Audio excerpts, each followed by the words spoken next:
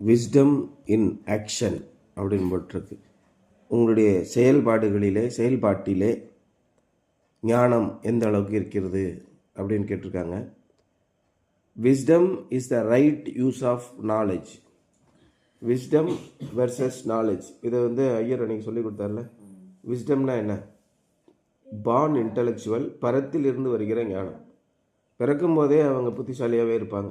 அதான் விஸ்டம், அறிவு, சொந்த உள்ள நம்முடைய மூளை சிந்தனையிலிருந்து வரக்கூடியது. நாலேஜ் அப்படிங்கிறது கலெக்ஷன் ஆஃப் இன்ஃபர்மேஷன். நீங்கள் அதுக்கப்புறமா அந்த உலகத்தில் படித்து பல்வேறு விதமான தகவல்களை சேகரித்துக் கொள்வது. Why do we need wisdom when we are going through trials? சோதனைகளின் வழியாக நாம் செல்லும்போது நமக்கு எதற்காக ஞானம் தேவையாகிறது அப்படின்னு கேட்குறார். Why not ask for strength or grace or even deliverance? அந்த நேரத்தில் நீங்கள் போய் எனக்கு பலம் வேண்டும், சக்தி வேண்டும், சக்தி கொடு அப்படின்னு கேட்காம, அல்லது இதிலிருந்து தப்பித்துக் கொள்வதற்கான கிருபையை எனக்கு கொடு, எனக்கு இறை அருளை கொடு அப்படின்னு கேட்காம, அல்லது எப்படியாவது என்னை காப்பாற்று என்று சொல்லாமல், ஏன் நாம் எனக்கு ஞானம் கொடு என்று கேட்க வேண்டும்? Why not ask for strength or grace or even deliverance அப்படின்னு கேட்குறாரு. For this reason we need wisdom, so we will not waste the opportunities God is giving us to mature.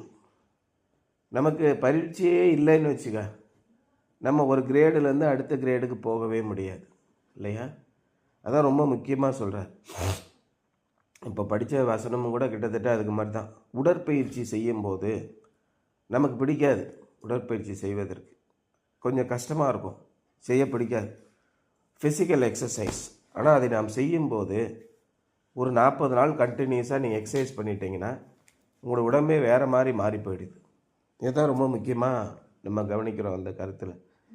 அப்போ சோதனைகள் நமக்கு வரும்போது, பரீட்சைகள் வரும்போது, எக்ஸாமினேஷன்ஸ், ட்ரையல்ஸ் வரும்போது, அந்த சோதனைகளிலிருந்து நான் தப்பித்து போகணும், இந்த சோதனைக்குள்ளாக போகக்கூடாது அப்படின்னு நம்ம போனோம் அப்படின்னா, என்னையை காப்பாற்றுவோம் அப்படின்னு சொல்லி நம்ம போனோம்னா அதுக்குரிய மெச்சூரிட்டி வராது அப்படிங்கிறார். For this reason we need wisdom, so we will not waste the opportunities God is giving us to mature. Wisdom helps us understand how to use these circumstances for our good and God's glory. நமக்கு கிடைக்கிற சந்தர்ப்பங்களை நாம் இவ்விதமாக நம்முடைய நலத்துக்கும் இறைவனுடைய மகிமைக்கும் உபயோகித்துக் கொள்வது என்பதை புரிந்து கொள்வதற்கு நமக்கு உதவுகிறது அப்படின்னு சொல்லி சொல்கிறார். An associate of mine, a gifted secretary, was going through great trials. என் கூட இருந்த ஒரு கூட்டாளி ஒருத்தர், நல்ல திறமை வாய்ந்த ஒரு செயலர். அவர் அந்த அம்மா கடுமையான சோதனைகளின் பாடாப்பட்டுக்கிட்டு இருந்தாங்க. She had a stroke. Her husband had gone blind. And then he had to be taken to the hospital where we were sure he would die. அப்புறம் என்னாச்சுன்னா, அந்த அம்மாவுக்கு பக்கவாதம் வந்துடுச்சு. ஒரு கையும் ஒரு காலும் விளங்காமல் போயிடுச்சு. அவங்க கணவருக்கு கண்ணு தெரியாமல் போயிடுச்சு.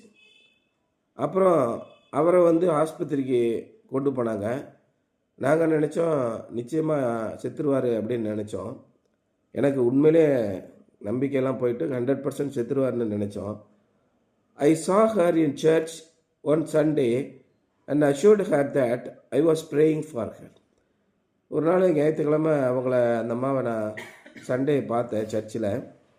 அவங்கள்ட்ட நான் சொன்னேன், உங்களுக்காக நான் ஜெபம் பண்ணுறேன் அப்படின்னு சொல்லி நான் அவங்கள்ட்ட சொன்னேன். What are you asking God to do? She asked and her question startled me. அவங்கட்டாங்க, கடவுள் என்ன செய்ய வேண்டும் என்று நீங்கள் என்ன கேட்டீங்க கடவுள்கிட்ட? அவர் என்ன செய்யணும் அப்படின்னு நீங்கள் கேட்குறீங்க அப்படின்னு அந்த அம்மா கேட்டுச்சு. நீங்கள் ஜெபம் பண்ணுறீங்களே, என்ன ஜெபம் பண்ணுறீங்க, கடவுள்கிட்ட என்ன கேட்குறீங்க அப்படின்னு கேட்டாங்க. அவங்க கேட்ட கேள்வி என்னை அப்படியே ஒரு நிமிஷம் திகைக்க வச்சிருச்சு. I am asking God to help you and strengthen you, I replied. அப்போ நான் சொன்னேன், நான் ஆண்டவர்கிட்ட என்ன சொல்கிறேன்னா, இந்த அம்மாவுக்கு உதவி செய்யுங்க, இந்த அம்மாவை பலப்படுத்துங்க அப்படின்னு சொன்னேன் அப்படின்னு அவர் சொல்கிறார். I appreciate that, she said, but pray about one more thing. Pray that I will have the wisdom not to waste all of this. அந்த மாதிரி சொன்னாங்களா? பரவாயில்ல, நல்லது தான் நீங்கள் சொன்னீங்க. ஆனால் இன்னொரு விஷயத்தை சேர்த்து ஆண்டவர்கிட்ட கேளுங்க. Pray that I will have the wisdom not to waste all of this. இந்த சூழ்நிலையில் எல்லாவற்றையும் நான் வீணடித்து போடாதபடி எனக்கு ஞானம் தரும்படியாக ஆண்டவரிடத்திலே ஜெபியுங்கள்னு அந்த அம்மா சொன்னாங்களாம். She knew the meaning of James 1:5. அவங்களுக்கு அந்த அம்மாவுக்கு யாக்கோபு 1ஆம் அதிகாரம் 5ஆம் வசனத்தோட உள்ளபடியான அர்த்தம் தெரியுது. என்ன அதில் போட்டிருக்கு? If any one of you lacks wisdom, he should ask God, who gives generously to all without finding fault, and it will be given to him. நீ இந்த காலத்தில் செஞ்சல உனக்கெல்லாம் கிடையாதுன்னா சொல்கிறதில்ல ஆண்டவர். ஆண்டவரத்தில் நீங்கள் போய் கேட்டிங்கன்னா என்ன பண்ணுற? உங்களில் ஒருவன் ஞானத்தில் குறைவுள்ளவனாக இருந்தால் யாவருக்கும் சம்பூர்ணமாய் கொடுக்கிறவரும் ஜெனரஸ்லி ஒருவரையும் கடிந்து கொள்ளாதவருமாகிய தேவனிடத்தில் கேட்க கடவன், அப்பொழுது அவனுக்கு கொடுக்கப்படும். 100% அஷூரன்ஸ், உங்களுக்கு ஞானம் கண்டிப்பாக கொடுப்பார் அப்படின்னு சொல்கிறாங்க. இந்த விஷயத்திலிருந்து something to ponder. What are some problems you are facing today for which you need to request God's wisdom? இன்றைக்கு நீங்கள் எதிர்கொண்டிருக்கிற பிரச்சனைகள் என்னென்ன? அதில் எவற்றுக்கு தேவனிடத்திலிருந்து ஞானம் வேண்டும் என்று நீங்கள் வேண்டிக்குள்ளதாக இருக்கிறது? நம்முடைய பிரச்சனைகள் எல்லாவற்றையுமே, வரக்கூடிய அத்தனை பிரச்சனையுமே நீங்கள் ஆண்டவரிடத்தில் சொல்லி அதற்கான ஞானத்தை கேளுங்க. என்ன பிரச்சனை வந்தாலும் ஒவ்வொருவருக்கும் ஒவ்வொரு விதமான பிரச்சனைகள். 6th ஸ்டாண்டர்ட் ஸ்டூடெண்ட்டுக்கு 6th standard examination, 12th standard ஸ்டூடெண்ட்டுக்கு 12th ஸ்டாண்டர்ட் எக்ஸாமினேஷன், காலேஜ் ஸ்டூடெண்ட்டுக்கு காலேஜ் எக்ஸாமினேஷன். காலேஜ் ஸ்டூடெண்ட்டை கூப்பிட்டு 6th ஸ்டாண்டர்ட் எக்ஸாமினேஷனை ஃபில் பண்ண சொன்னால் நீங்கள் ஃபில் இன் த பிளாங்க்ஸ் இந்த மேத்ஸ் பேப்பர் என்ன பண்ணுவீங்க? கடைன்னு ஃபில்அப் பண்ணிடுவீங்க.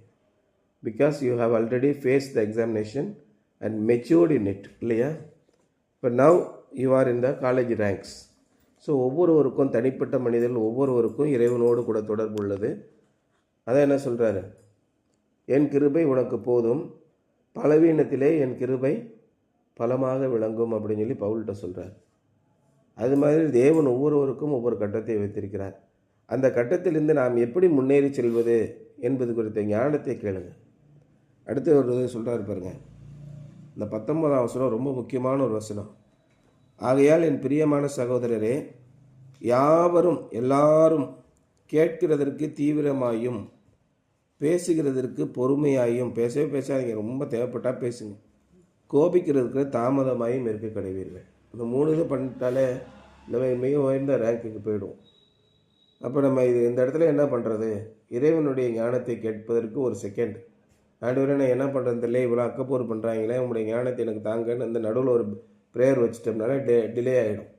டிலே ஆகிடுச்சினாலே நம்ம பேச மாட்டோம். அதுக்கு மேலே சரி ரைட்டு ஆண்டவர் 10 வருன்ற ஒரு தாமதம் வந்துடும். உலக பிரகாரமும் இது உண்மை, நிரூபிக்கப்பட்டது. நீங்கள் உங்களுக்கு கோபம் வந்துச்சுன்னா அந்த உமா பைய 1 2 3 4 5 6 7 8 9 10ன்னு எண்ணுங்கன்னு சொல்கிறாங்க. சைக்காட்ரிஸ்ட் அப்படி சொல்கிறாங்க. ஒரு நிறைய நம்ம படிக்கும்போது. அப்போ என்ன அர்த்தம்? நீங்கள் அந்த இடத்துல ஆண்டவருடைய பலத்திற்காக, ஞானத்திற்காக ஜெபிக்கும்போது என்ன ஆகுது? அந்த காரியம் அற்புதமாக போய் முடியும். உங்கள் இன்னொரு அடுத்த ஸ்டேஜுக்கு நீங்கள் மெச்சூர் ஆகிடுவீங்க. எல்லாம் வீடியோ கேம்ஸ் மாதிரி தான், அப்படி யோசனை பண்ணிக்கோங்க.